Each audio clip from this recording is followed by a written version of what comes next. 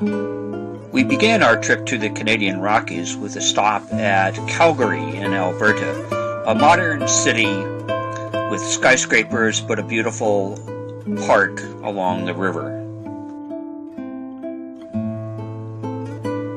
At the end of the day, office workers from downtown crossed the river on their way home.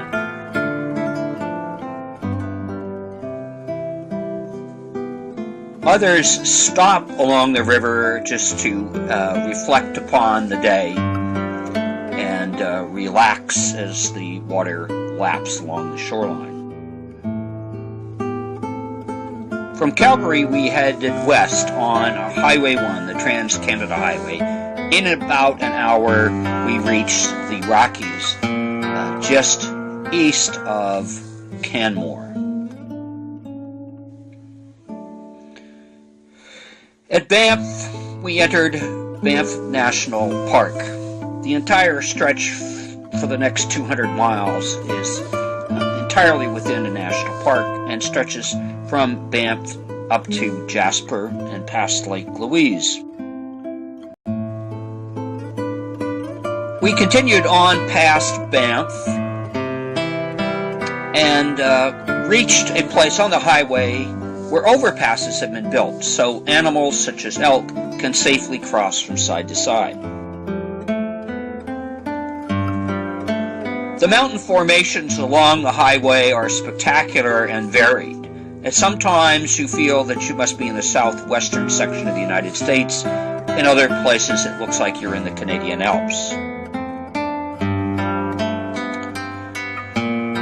Lakes dot the mountain landscape, and canoeing and kayaking are popular sports here in summer and early fall. In September, the leaves begin to change in these high-altitude mountain refuges. At Jasper, a mountain gondola takes you high above the town, where you get a panoramic view all the way into British Columbia, as well as to the nearby peaks.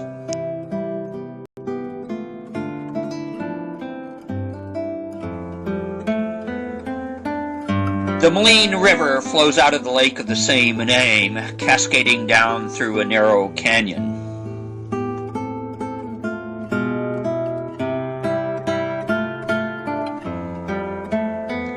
At Moline Lake, you can take a scenic boat ride down the lake and back and through the majestic mountains.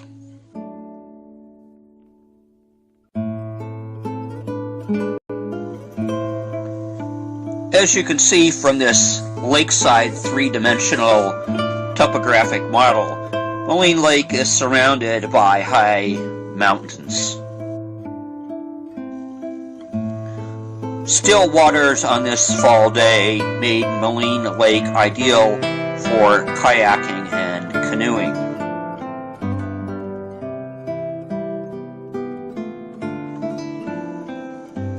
The Athabasca River runs swiftly from the Columbia ice field northward past Jasper and on towards the ocean, creating whitewater rapids where it steeply descends towards the sea.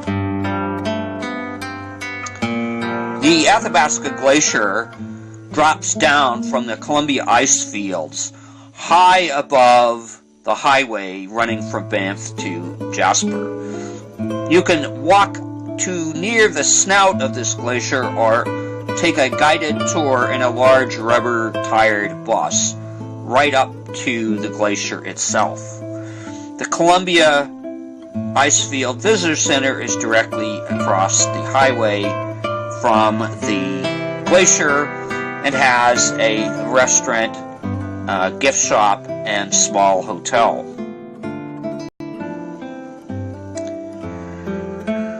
This marks where the glacier extended to over 30 years ago in 1982. Now its front edge is behind the ridge of low-lying hills in the background.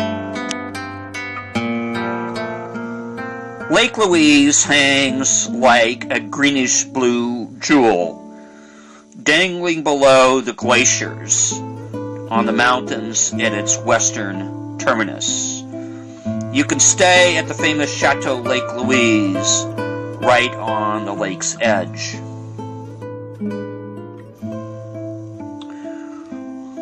The mood of Lake Louise changes throughout the day as the sun rises, arcs across the sky to the west, and sets behind the mountains, and as the weather changes.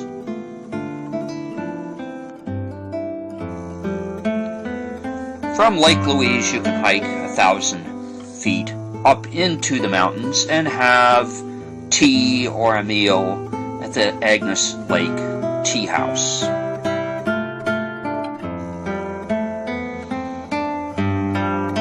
By mid to late September, the larches, which are a type of conifer, begin to change color from green to brilliant yellow.